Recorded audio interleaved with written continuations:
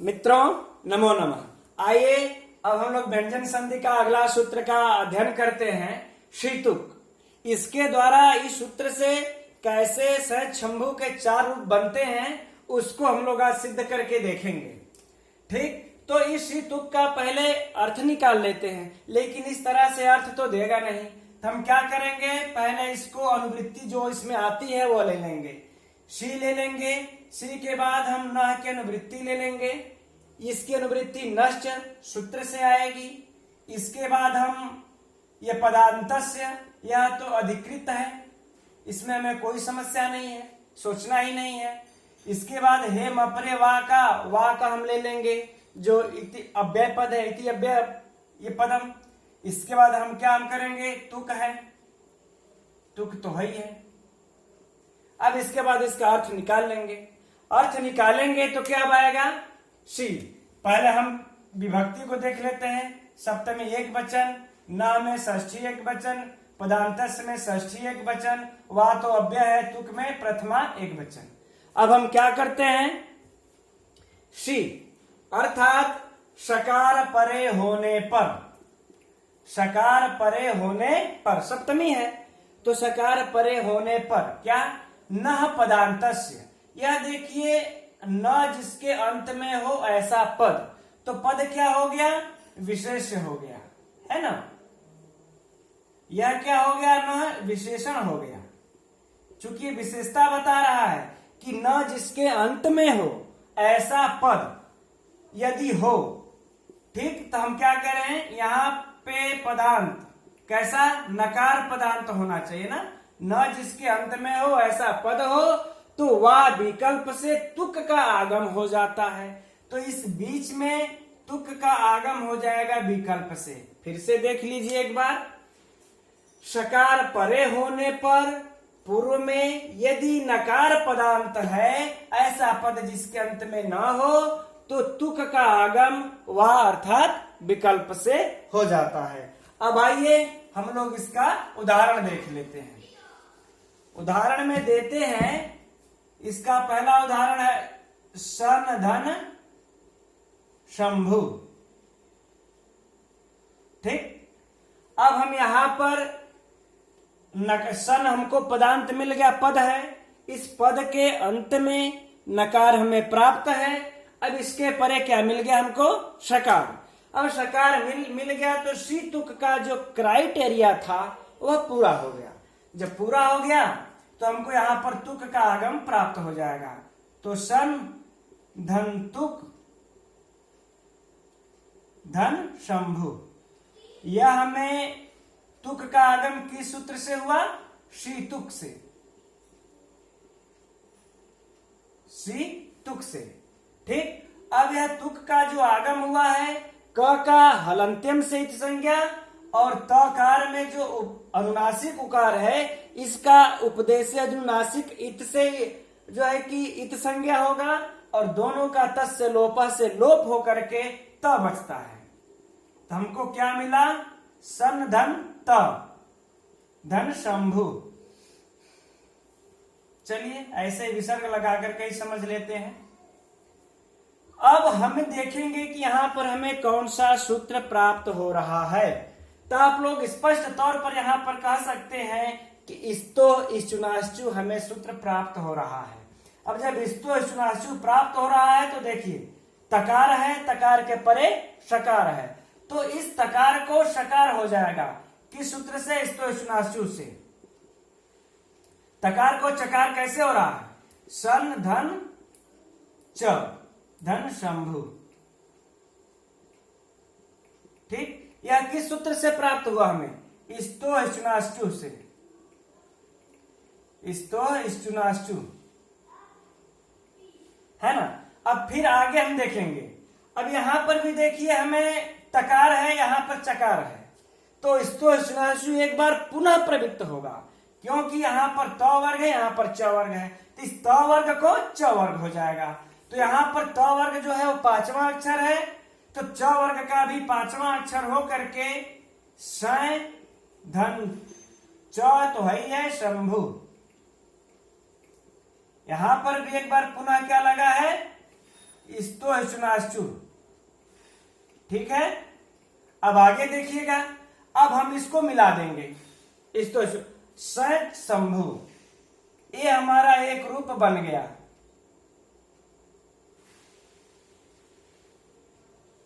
यहां लिख लेते हैं इसको, अच्छा यहीं पे लिख देते हैं, सच शंभु, यह हमारा पहला रूप सिद्ध हुआ। ठीक, अब हम क्या करेंगे कि यहां पर अब हम यह देखते हैं कि हम यहां पर देखेंगे कि अब कौन सा सूत्र प्रवृत्त हो रहा है। तो देखिए सचोटी प्रवृत्त हो रहा है। सचोटी क्या कहता है, यही कहता है कि झ प्रत्याहार के परे क्या हो, स हो, स के परे क्या हो, अट हो। तो इस विकल्प करके इस सकार को छकार कर देता है। हम यहां पर देखते हैं च हमें झ प्रत्याहार के अंतर्गत प्राप्त हो गया। इस झ प्रत्याहार के मिलने के बाद हमें स प्राप्त हुआ। इस स में इस स में अ है, स में अ है, तभी तो पूरा स लिखा हुआ है। अब वह अ जो है अट प्रत्याहार के अंतर्गत आ गया, तो यह सचोटी से विकल्प से स को छ हो जाएगा। अब जब विकल्प से स को छ हो जाएगा तो हमें जो इसका रूप प्राप्त होगा, अब देखिए क्या प्राप्त होता है, सैधन च धन शंभु। ठीक, अब हम क्या लिख देंगे इसको, यह हमें किस सूत्र से प्राप्त हुआ, सचोटी। राइट, अब हमें जो रूप मिलता है इसका प्राप्त होता है, मिला देंगे इसको। देखिए सयच शंभु, हमें यह रूप इसका प्राप्त हो गया, यह दूसरा रूप सिद्ध हो गया। यह तो विकल्प से कर दिया छका। ठीक, अब हम देखेंगे कि यहां पर हमें अब कौन सा रूप, कौन सा सूत्र प्रवृत्त हो रहा है। तो याद कीजिए झरी झरो झरी सवर्णे को, वह क्या कहता है कि हल से परे झर का, यहां पर क्या कहता है, हल से परे झर का विकल्प से लोप होता है। लोप होता है कैसे, विकल्प से होता है ना।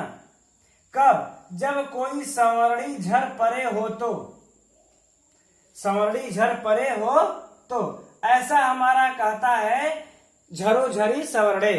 तो यहां पर देखिए हल प्राप्त है, हल के परे यह झर है, झर के परे हमें सवर्णी झर छ प्राप्त हो गया। च छ दोनों झर के हैं, सवर्णी हैं।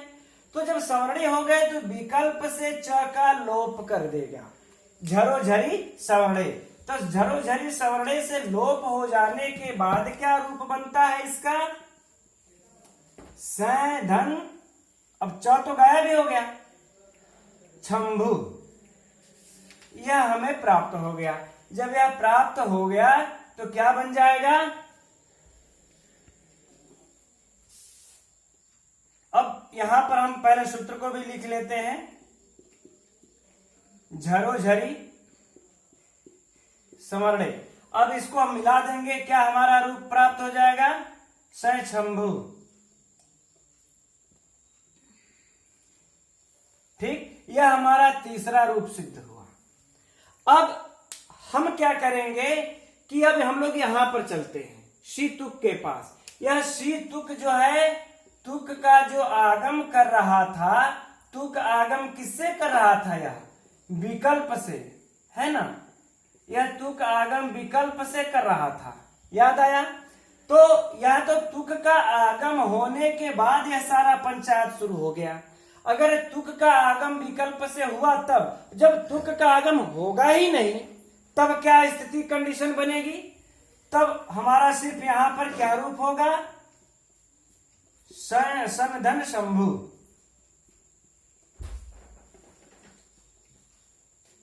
ठीक, अब हम इसको यहां पर हमारा एक सूत्र प्रवृत्त हो जाएगा। कौन सा सूत्र प्रवृत्त हो जाएगा, यहाँ पर तकार है, यहाँ पर शकार है, तो स्तो सुनाशु आराम से प्रवृत्त हो सकता है। जब हमारा स्तो सुनाशु प्रवृत्त हो जाएगा तो इस त को पांचवा अक्षर ही स हो जाएगा। क्या हो जाएगा? स धन शंभु। ठीक, यह किस सूत्र से हुआ? हमारा स्तो सुनाशु से। अब हम मिला देंगे इसको, स शंभु। स शंभु हो गया हमारा, स शंभु। यह हमारा चौथा रूप बन गया। ठीक, तो इस प्रकार से हमें यह 4 रूप हमें मिलते हैं इसके। तो परीक्षा में मित्रों जब भी आए हमें इन चारों में से कभी भी गलत नहीं करना है, इतना हमें याद रहे। इन चारों को सेठ शंभु, सेठ शंभु, सेठ शंभु और सेठ शंभु, इतना हमें याद रखना है। विकल्प दे करके वह कैसे भी पूछ सकता है। ठीक, आइए अब हम लोग अगले सूत्र की तरफ चलते हैं, अगला सूत्र का अध्ययन करते हैं। अगला सूत्र है गमो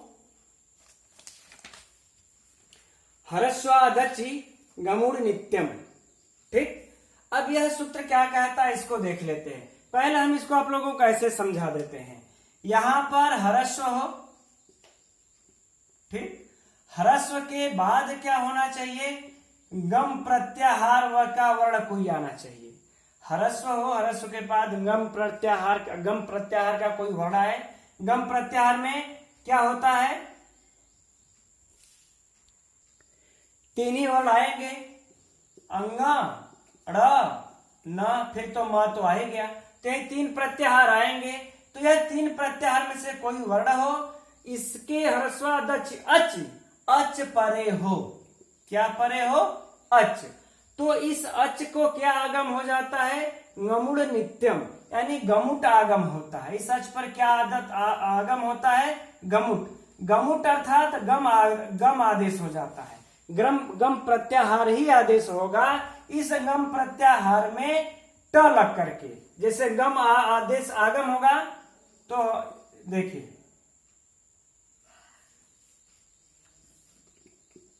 मुट, फिर इसके बाद क्या है? उड़ुट और नुट। यह इस प्रकार से आगम होगा। ठीक, इसी अच के स्थान पर, है ना। अब आइए उदाहरण से समझाते हैं, इसको आप लोगों को समझ में आ जाना चाहिए। इसका हमें जो पहला उदाहरण मिलता है वह मिलता है प्रत्यंग धन आत्मा। मित्रों यह बहुत ही इंपॉर्टेंट है, इसलिए इसको भी आप लोग याद रखिएगा। प्रत्यंग धन आत्मा परीक्षा में अक्सर करके पूछता है। तो यह नित्य आगम करता है, लेकिन देखिए कैसे।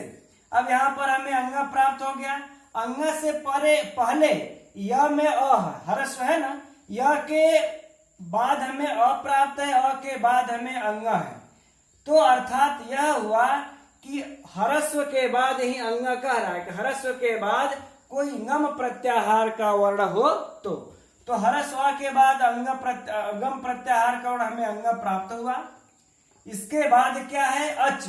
अच परे होने पर यहीं पर आगम होगा गमुट का। आइए देखते हैं। अब यहां पर अंग है ना, तो यहां गमुट में अंगा और टू ngट है ना, यह आगम होगा।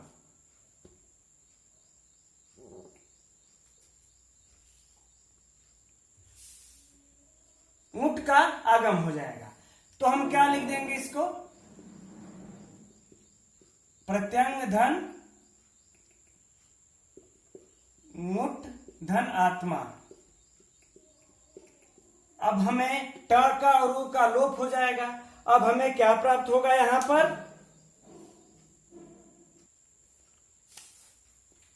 अंग प्रत्या अंग धन आत्मा। हम मिला देंगे इसको तो क्या हो जाएगा? सीधा सीधा प्रत्य अंग है ये, यहां पर इस अंग में आकर के मिल गया अंगात्मा। ठीक, प्रत्यंगात्मा, यह हमारा रूप सिद्ध हो गया। यह नित्यम, ये जो मुट का आगम करेगा यह नित्य करेगा, इसलिए हमको यहाँ पर विकल्प की संभावना है ही नहीं। जब यह नित्य करेगा तो प्रत्यंगात्मा यह नित्य रूप सिद्ध हो जाएगा। आगे देखिए है सुगण धन ईश, ये देखिए सुगण धन ईश। अब यहां पर भी देखिए हमको ग के परे अ हर्ष वर्ण प्राप्त हुआ। इस अ के परे ड़ है जो कि गम प्रत्याहार का वर्ण है, इसके परे अच है, तो अब नित्य हमें क्या आगम हो जाएगा, गमुट का आगम हो जाएगा।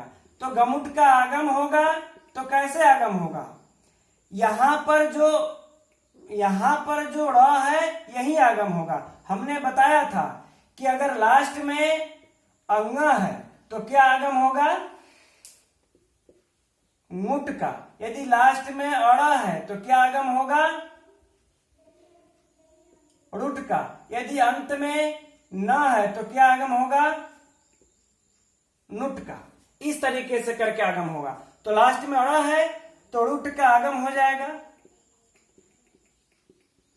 धन ईशः, राइट। अब यह आगम हो गया, फिर उसी तरह से ट का और रू का एक संज्ञा होकर के लोप होकर के क्या बच गया, सुगण धन ड़ धन ईशः। हम मिला देंगे, क्या रूप बना, सुगणीशः। ठीक, यह हमारा रूप बन गया सुगणीशः। अब इसी प्रकार से अगला जो इसका उदाहरण जो अब नकार वाला है वह है सन धन अच्युत। उसको भी देख लेते हैं। सन धन अच्युत, अब इसमें क्या होगा, अच्युता रहेगा ना, सन धन अच्युता। तो इसका क्या होगा, फिर देखिए यहां और सकार के परे अकार है, अकार के परे न है। अब न मिल गया जो गम प्रत्याहार के अंतर्गत है, इसके बाद हमें अ प्राप्त हो गया, अच का अ मिला, हमें यहाँ पर नुट का आगम हो जाएगा। अब गमुट का आगम करना है तो अब अंत में न है तो नुट का आगम हम कर लेंगे। जब नुट का आगम हम कर लेंगे क्या हो जाएगा, सन धन नुट धन अच्युत, अच्युत। ठीक, अब क्या होगा इसका, अब नुट में उकार का ट का एक संज्ञा होकर के न बचा, सन धन न धन अच्युत, अच्युत। अब हम मिला देंगे, क्या बन गया, न अ में चला जाएगा, सन च्युत। यह हमारे 3 रूप सिद्ध हो जाते हैं इस सूत्र के द्वारा। मित्रों, यह परीक्षा की दृष्टि से भी यह तीनों उदाहरण अत्यंत महत्वपूर्ण है। सुगणीशः, प्रत्यंगात्मा और सनच्युतः। ठीक, तो अब हम लोग आगे और भी महत्वपूर्ण सूत्रों का अध्ययन करेंगे। समः सूटी, कैसे संस्कर्ता का सिद्धि किया जाता है। तब तक के लिए मित्रों, नमो नमः।